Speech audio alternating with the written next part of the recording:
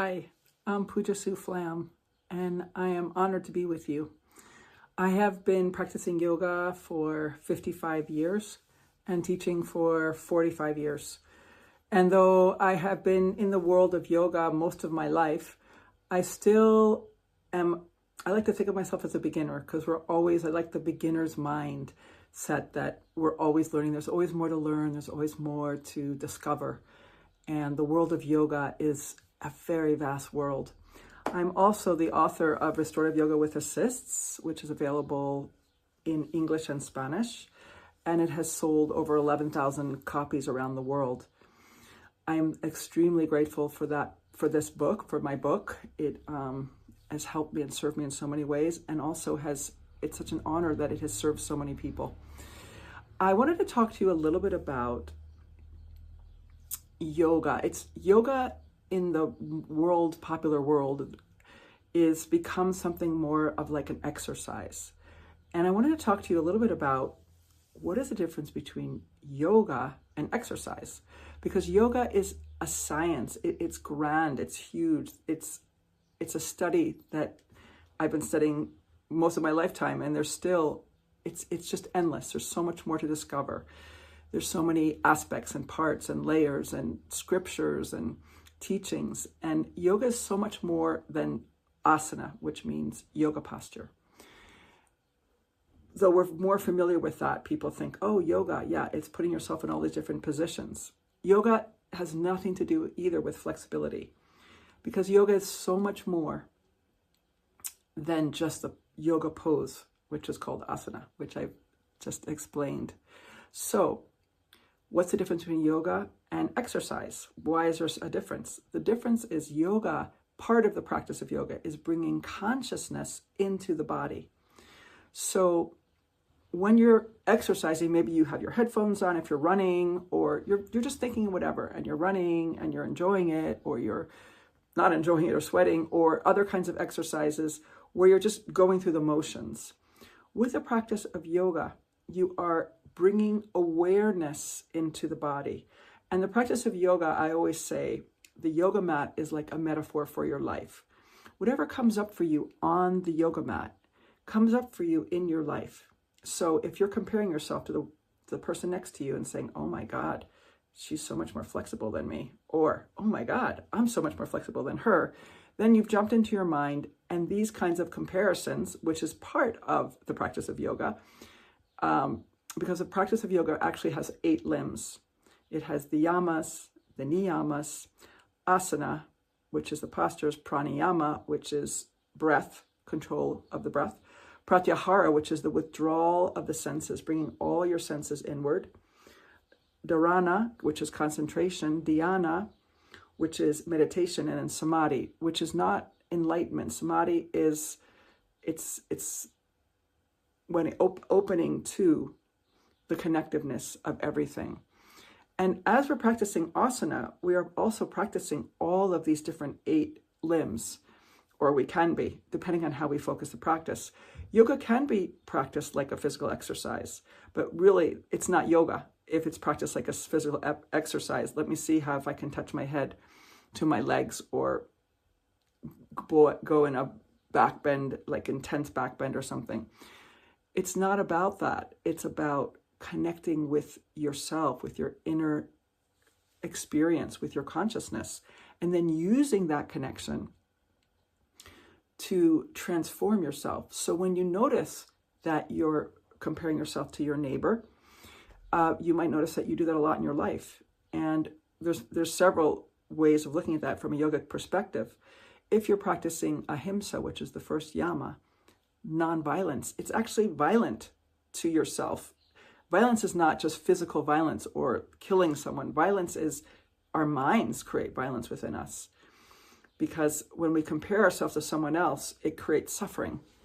So becoming conscious, aware of that, then I can say, oh, I'm comparing myself to her, and I'm going to come back to myself, and I'm going to practice not looking outside and comparing myself to my neighbor or to a friend or to anybody. This is a spiritual practice to come back to myself and be present with me. What am I feeling in this moment?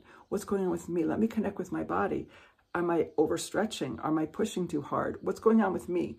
So there's so many ways to practice nonviolence with the mind, in the body. This practice was the main practice of Mahatma Gandhi, which most likely you've heard of, the famous Indian Gandhi. And that was his main practice. I lived in an ashram for 6 years, and the guru of my guru, Papaji, he would say, because in the yamas and niyamas, there's 5 yamas and 5 niyamas. So he would say, and I'll say there's so much to explain, it's so big. There's something called a mala. A mala is like their prayer beads or mantra beads. So there's 108 of them, and you can say a mantra on each bead. So it's a technique for meditation, a technique to calm the mind. And he would say, when you pick up one bead of the mantra, the whole mala comes with it, comes with all 108 beads, come with that one. And he said that's the same thing when you practice one aspect of yoga with consciousness. So if you're just practicing ahimsa, nonviolence, all the rest of the yamas and niyamas come with it. So yeah, another niyama is santosha, which is contentment, being content with what's happening. And that in itself is a huge practice. You can practice that in so many moments because you can see how, oh my gosh, I'm not really content with this or that or the other thing. So if we can open to embrace what is happening and practice santosha, contentment, it can be a helpful practice within the practice of yoga.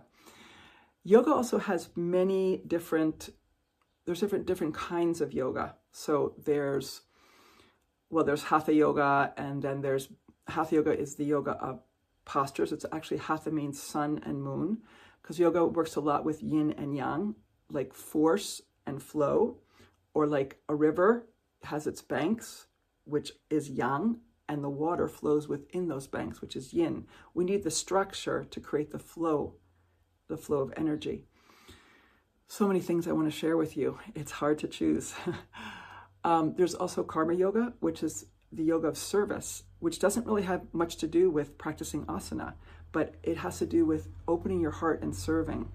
There's also bhakti yoga, which is the yoga of devotion, where you chant mantra and you are devoted to maybe a deity. There's many deities in the world of yoga that people talk about: Hanuman and Shiva and Tara and Brahma, Shiva, Vishnu, all kinds of, so many different ones, Ganesh, Lakshmi.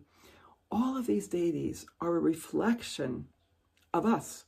So if you're connecting with Shiva, who represents transformation, and you want to work with the energy of Shiva, then you work with that inside of you, and Shiva is a reflection of that in you. I'm very connected with Kuan Yin, who is not particularly yogic, but she is the same as Tara, the same energy of Tara, and she is the mother of compassion. She can also, there's so many, these deities are representing different aspects, different qualities, and when we connect with one of these deities, then we are cultivating that quality within us, and that's the idea of connecting with the deity. Now yoga comes originally, from India, though there is some people say from Africa. There is a little bit of dispute about that, but generally it's accepted that yoga comes from India. And yoga came to the West with a few different yoga teachers that came to the West. There's become many styles of yoga. So, for instance, Iyengar yoga is Mr. Iyengar, who's a yogi. He died a few years ago. That's his style of yoga. There's Ashtanga yoga that came from Pattabhi Jois, another teacher in India. There's Kripalu yoga that came from another teacher who was in my lineage. There's Hatha yoga, which is an offshoot of Ashtanga. There's so many different styles of the same practice. So there's many ways to get to the top of the mountain. Well, I've so enjoyed sharing with you. I wish you a beautiful, beautiful day, and I hope I've inspired you and helped you to understand a little bit more about the practice of yoga. Namaste.